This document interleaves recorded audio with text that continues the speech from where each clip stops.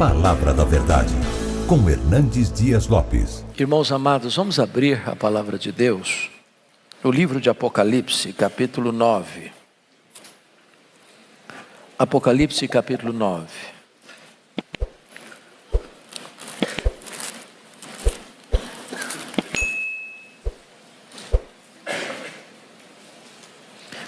Do verso 1 ao verso 11.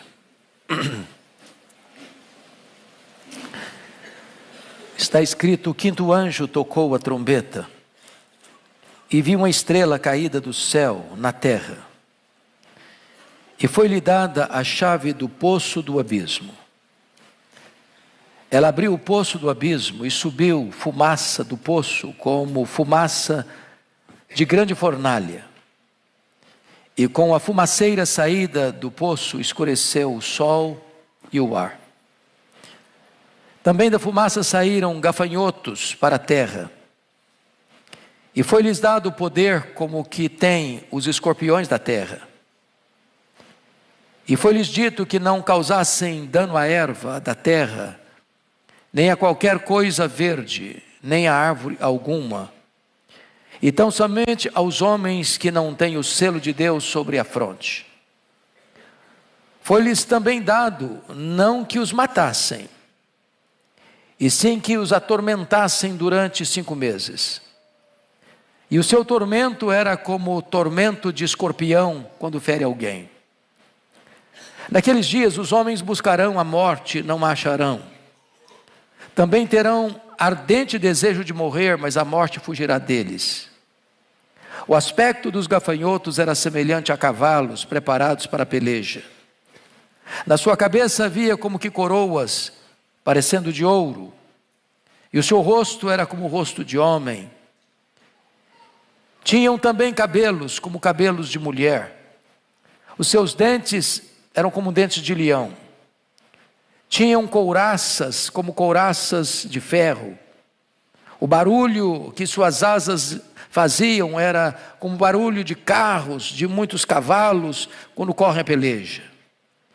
Tinham ainda cauda, como escorpiões e ferrão. Na cauda tinham poder para causar dano aos homens por 5 meses. E tinham sobre eles, como seu rei, o anjo do abismo, cujo nome em hebraico é Abaddon e em grego Apolion. Eu quero meditar com vocês nesta manhã sobre o tema uma invasão extraterrestre. Uma invasão extraterrestre. Esse texto fala da quinta trombeta.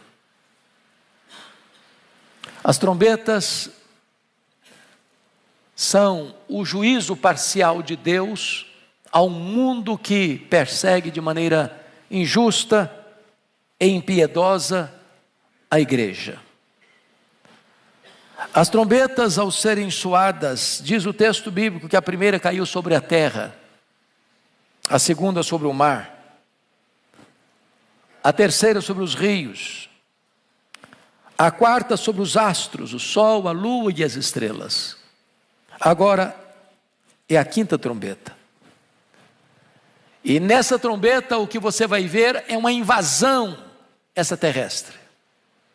O que você vai ver é um ataque assombroso de seres malignos que vão causar muito sofrimento aos homens.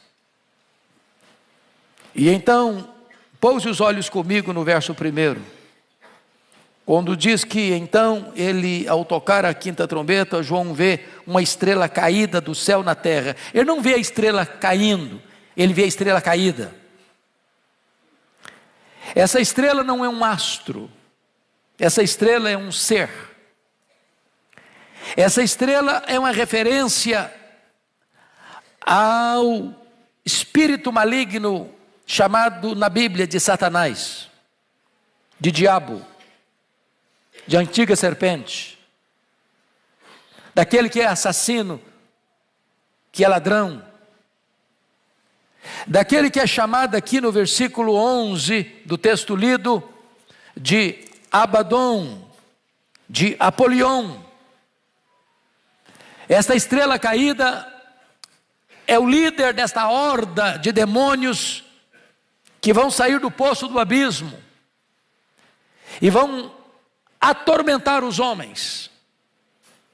E o texto vai nos informar então que foi-lhe dada a chave do poço do abismo. Notem que ele não tem a chave. O diabo não manda nem no inferno. Quem manda no inferno é o Senhor Jesus. Quem tem as chaves da morte e do inferno é o Senhor Jesus. Mas aqui esta chave lhe é dada, lhe é concedida. Em outras palavras, meus irmãos, o diabo é um ser poderoso, sim. A Bíblia diz que nós não podemos ignorar os seus desígnios. Porém, ele tem seu poder limitado. Ele só pode exercer esse poder se esse poder lhe for dado. Ele só pode ir até onde Deus o permite ir e nem um centímetro a mais. Mas lhe foi dada a chave do poço do abismo. E o texto nos informa no verso 2 que essa estrela caída, que é o diabo, é Satanás, é Abaddon, é Apolion, abriu o poço do abismo. É claro que essa é uma linguagem figurada. É claro que você não deve entender como um poço profundo, que tem uma tampa de ferro, e alguém vai lá e destranca, quebra o cadeado, ou abre o cadeado, e abre o poço, e então começa. Não, é uma linguagem. É uma linguagem figurada. Abriu o poço do abismo e subiu fumaça do poço, como fumaça de grande fornalha.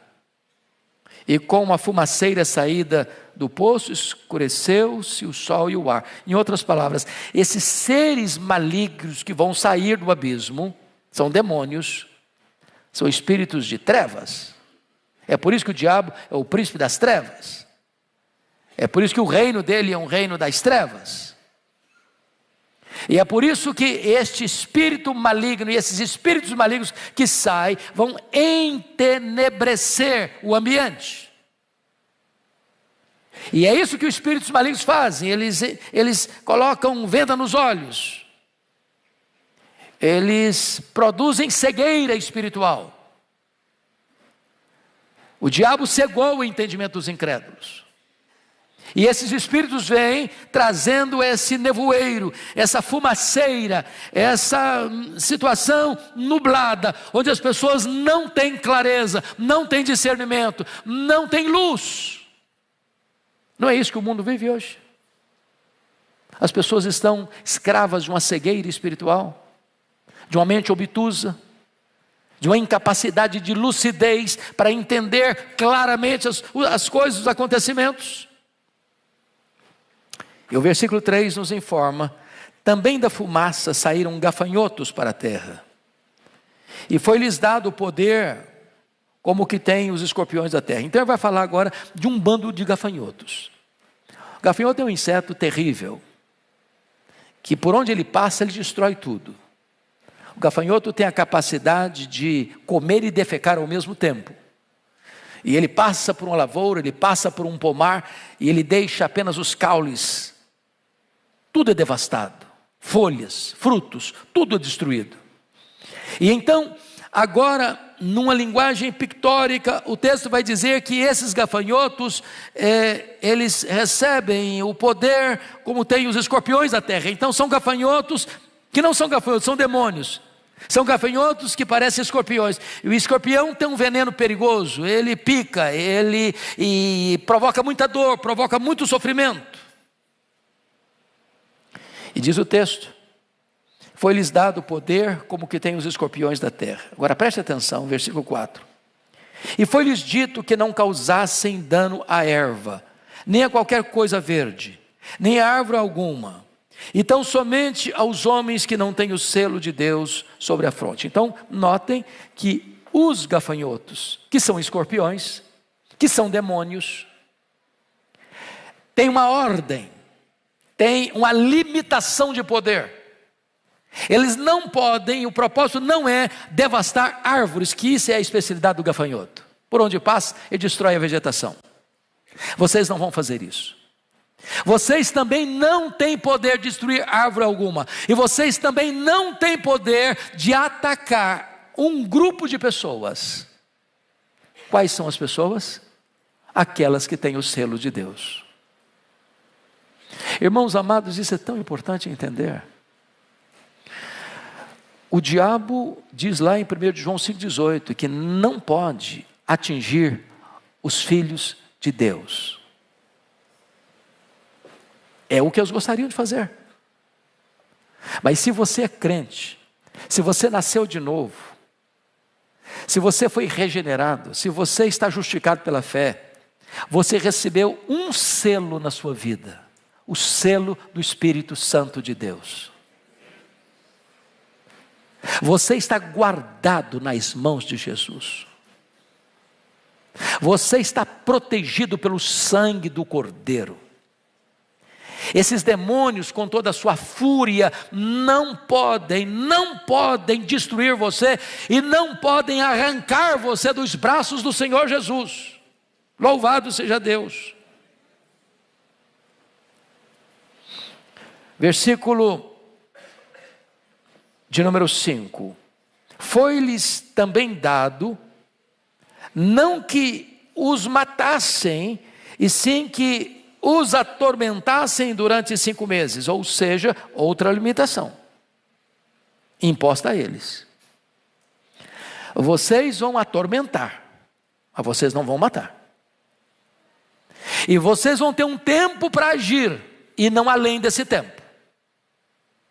E vocês não podem atormentar a todos os homens, só podem atormentar aqueles que não têm o selo de Deus. Então você quer estar protegido dos demônios? A única maneira é ter o selo de Deus, é estar debaixo do sangue do Cordeiro, é pertencer à família do Deus vivo. Agora vejam, o tormento é um tormento tão terrível, que o versículo 6, o versículo 5 vai dizer que esse tormento é parecido ao tormento de escorpião quando fere alguém. Recentemente, meu irmão que trabalha lá na lavoura, foi atacado por um escorpião. Ele já tinha sido também mordido de cobra, ele gosta das aventuras do campo. E ele diz que a dor é terrível. E o que o texto está dizendo é que o tormento que esses demônios vão provocar nas pessoas é um tormento parecido, semelhante ao de um escorpião. Agora, notem comigo se nós não estamos vivendo numa geração atormentada, sem paz. As pessoas têm saúde, mas não têm paz. Elas curtem a vida nas baladas, nos folguedos, nas aventuras, mas não têm paz. Elas fazem viagens, elas se hospedam em hotéis ricos, luxuosos, mas não têm paz. Elas frequentam os ambientes mais badalados, mas elas não têm paz. Elas têm muito dinheiro, e têm muito luxo, muito conforto, mas elas não têm paz. Vivemos numa sociedade atormentada. Atormentado como alguém que acabou de ser picado por um escorpião, sentindo dores. Versículo de número 6 mostra para nós até que ponto chega esse tormento, essa inquietação, essa perturbação, essa dor. Vamos ler o versículo 6, por favor, ponha na tela. Versículo 6, toda a igreja comigo. Naqueles dias, os homens buscarão a morte e não acharão. Também terão um ardente desejo de morrer, mas a morte fugirá deles. Vamos entender isso aqui, irmãos, para não chegarmos à conclusão equivocada. Não é que a pessoa vai tentar morrer e não conseguir. É claro que se um cidadão se jogar na frente de um caminhão de 30 toneladas a 100 por hora, ele não vai sair arranhado não. Ele vai sair arrebentado. Ele não vai sair, ele vai ficar. Vai morrer. É claro que se o cidadão subir no mais alto prédio de São Paulo e pular lá de cima, ele vai morrer. É claro que vai morrer. É claro que se alguém dependurar uma corda num caibro forte e dependurar-se na corda, ele vai morrer. É claro que se alguém tomar um veneno, um arsênico, ele vai morrer. Mas não é disso que o texto está falando. Não é disso que o texto está falando. O que o texto está falando é que essa dor é tamanha, que ainda que a pessoa tire a própria vida, essa dor não vai cessar. Porque um dos maiores embustes do suicídio é este. Uma pessoa quando flerta com a morte, uma pessoa quando paquera o suicídio, uma pessoa que pensa em tirar a vida, porque ela está tão angustiada, tão desesperada, tão aflita, tão angustiada, como alguém que acabou de ser picado por um escorpião está sentindo dores, ela pensa que ela vai acabar com aquela dor, ela vai interromper aquele sofrimento, vai cessar aquela situação, e não cessa. Nem toda a eternidade será suficiente para ele parar de sofrer, porque ele vai pular não apenas nos braços da morte, ele vai pular no braço do abismo da condenação eterna. Esse sofrimento não vai acabar. Então,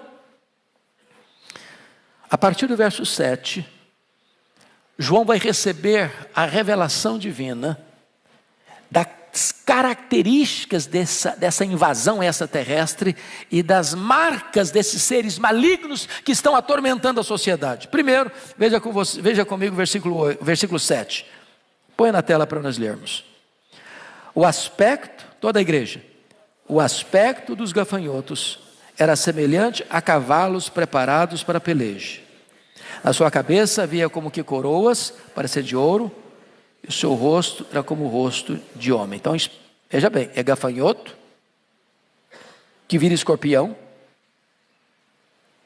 que agora tem aparência de cavalo de guerra,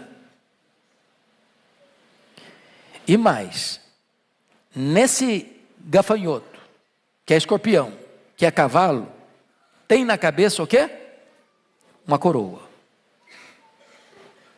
Que não é de ouro, porque o diabo é um farsário, é um mentiroso. O que ele tem? Uma coroa parecendo de ouro. E o que significa coroa? Significa comando, controle, domínio. É por isso que o versículo 11 diz que tinham sobre eles como seu rei. No império das trevas tem um rei. E ele reina, e ele faz, porque ele recebeu o poder para fazê-lo. Ele não tinha as chaves do abismo, as chaves lhe foram dadas. Ele é uma estrela caída, ele é um ser vencido, ele já é um ser derrotado. Jesus já esmagou a cabeça da serpente na cruz do Calvário. A vitória nossa já é garantida e selada pelo sangue do Cordeiro. Mas ele recebe poder. A Bíblia fala do Espírito que agora atua nos filhos da desobediência. A Bíblia diz que o homem, antes da sua conversão, ele faz a vontade da carne, ele faz a vontade dos pensamentos, e ele anda segundo a potestade do príncipe do ar. Ele anda debaixo do controle, da escravidão desse ser maligno. Mas o texto diz outra informação sobre ele. Não só tem controle, não. O seu rosto é como o rosto de homem. Então, vai criando aí a imagem desse ser. É figura de linguagem, isso é símbolo. É gafanhoto, que vira escorpião, que vira cavalo de guerra, tem uma coroa na cabeça e tem rosto de homem. E o que significa rosto de homem? Que são seres inteligentes. Você duvida disso? Que há uma inteligência maligna? E a Bíblia diz que nós devemos ficar firmes contra as ciladas do diabo. A palavra cilada lá no hebraico, no grego é metodeia, de onde vem a nossa palavra métodos, estratégia, estratagema. Você tem alguma dúvida que o diabo estuda a sua vida? Que ele conhece os nossos pontos fortes, os nossos pontos fracos? Que para cada pessoa ele usa um arsenal diferente? Laços e armadilhas diferentes. Tem inteligência. E Paulo vai nos informar que nós não podemos ignorar os desígnios de Satanás. Não entre nessa luta de cara limpa, não. Não entre confiado na sua força, não. Nós precisamos de toda a armadura de Deus. Nós precisamos do revestimento do poder de Deus. Mas prossigamos a leitura no verso 8. Vamos ler todos juntos. Toda a igreja. Tinham também cabelos como cabelos de mulher, e seus dentes eram como dentes de leão. Então, tem inteligência. Cabelos de mulher aqui tem a ver, irmãos, com os cultos pagãos. Os cultos pagãos tinham cerimônias religiosas que misturavam com promiscuidade sexual, com verdadeiros bacanais, onde as mulheres tomadas por espíritos malignos, elas esvoaçavam a sua cabeleira em danças de sensualidade. Quando diz que tem cabelos de mulher, está querendo dizer que esses espíritos também promovem a sensualidade desbragada, a prostituição, a promiscuidade sexual de toda ordem. E nós vivemos hoje numa sociedade pansexual, da idolatração do corpo, da coisificação do sexo, da banalização daquilo que Deus intentou ser uma prática santa dentro dos limites do casamento. Mas tem mais. Versículo 8 diz que os seus dentes são como dentes de leão. Significa o quê? Que esses espíritos são destruidores. E ele usa o leão porque o leão é o rei da selva. É o animal mais temido. Dificilmente uma presa consegue sair das garras do leão e dos dentes do leão.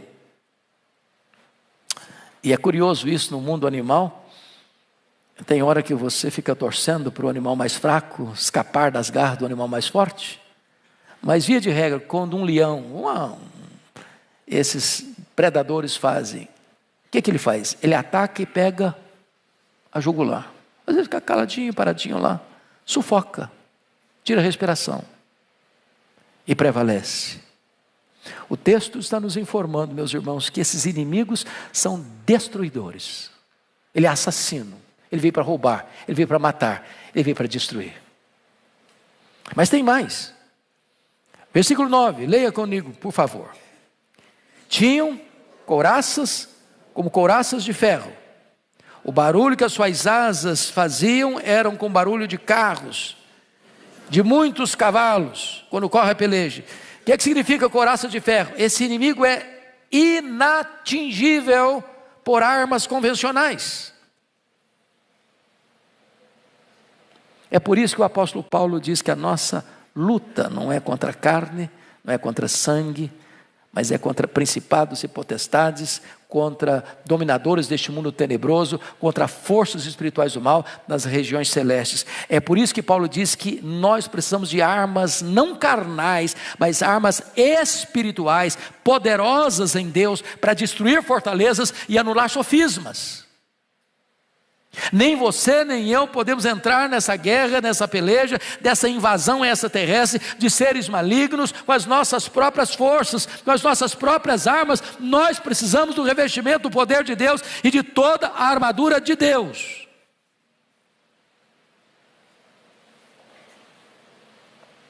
Versículo 10. Toda a igreja, por favor. Tinham ainda cauda como escorpiões e ferrão. Na cauda tinha um poder para causar dano aos homens por 5 meses. Então esses escorpiões são seres malignos, tinham um poder para causar dano, para causar sofrimento aos homens. E nós vivemos nessa geração atormentada. Mas o que é importante entender? Primeiro, quem está no controle é Deus. Quem é que dá a chave para a estrela caída? É Deus. Quem põe limites nesses seres malignos? É Deus. Quem está dizendo que esses seres malignos que estão provocando sofrimento e danos aos homens não podem, não conseguem, não têm autorização para afligir aqueles que têm o selo de Deus? É Deus. A sua vida, a minha vida, a nossa vida está nas mãos de quem? De Deus. Então, por favor, leia comigo em voz bem clara o versículo 4, por favor, toda a igreja comigo. Toda a igreja comigo. E foi-lhe dito que não causassem dano à erva da terra, nem a qualquer coisa verde, nem a árvore alguma, e tão somente aos homens que não têm o selo de Deus sobre a sua fronte. O selo de Deus. Que selo é este? Que selo é este? Vá comigo, por favor, para Efésios capítulo 1. Vamos entender esse selo. E eu já encerro com essas duas análises a seguir. Efésios capítulo 1. Versículos 13 e 14. Toda a igreja, por gentileza. Em quem também vós, depois que ouvistes a palavra da verdade, o evangelho da vossa salvação, tendo nele também crido, fostes selados com o Santo Espírito da promessa, o qual é o penhor da nossa herança, até o resgate da sua propriedade, em louvor da sua glória. Você, meu irmão, que creu no Senhor Jesus, está selado com o Espírito Santo da promessa. Você agora é propriedade exclusiva de Deus. Você agora pertence a Deus. Deus tem zelo pela sua vida a ponto de você ser considerado a menina dos olhos de Deus. Ninguém pode tocar em você sem que Deus saiba, sem que Deus permita, sem que Deus tenha um propósito. A sua vida está segura nas mãos de Deus. Mas vamos dar uma olhadinha ainda, por favor, em João capítulo 10. João capítulo 10, por gentileza, vamos ler juntos. Versos 27 a 29. Toda a igreja comigo. As minhas ovelhas ouvem a minha voz. Eu as conheço e elas me seguem. Eu lhes dou a vida eterna. Jamais perecerão e ninguém as arrebatará da minha mão. Aquilo que meu Pai me deu é maior do que tudo. E da mão do Pai ninguém pode arrebatar. Você está seguro, irmão. Você não tem que viver perturbado, desesperado, atormentado com essa ideia de que os demônios estão fazendo e acontecendo. Estão mesmo fazendo e acontecendo por permissão divina. Mas você que pertence a Jesus está protegido e guardado nas mãos do Senhor Jesus. Finalmente, vamos comigo para Apocalipse capítulo 13. Apocalipse capítulo 13, está fazendo uma menção aqui do anticristo, o homem da iniquidade, o filho da perdição, e a Bíblia vai falar de como é que vai ser o governo dele. Então vamos começar a leitura com versos 7 e 8, comigo, Apocalipse 13, 7 e 8. Foi-lhe dado também que pelejasse contra os santos e os vencesse. Deu-se-lhe ainda autoridade sobre cada tribo, povo, língua e nação.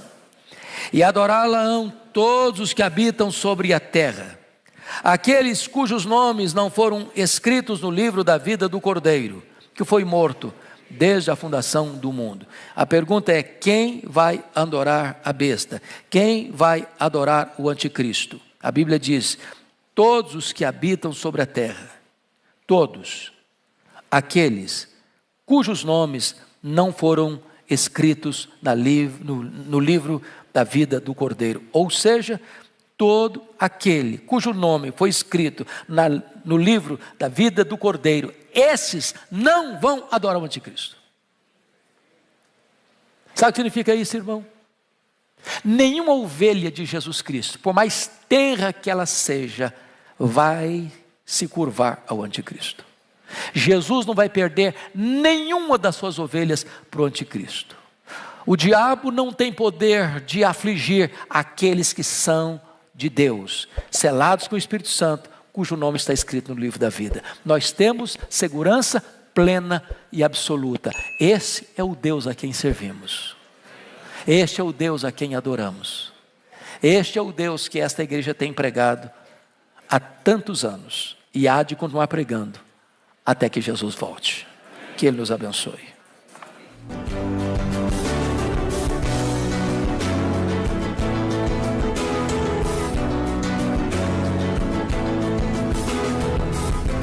Palavra da Verdade, com Hernandes Dias Lopes.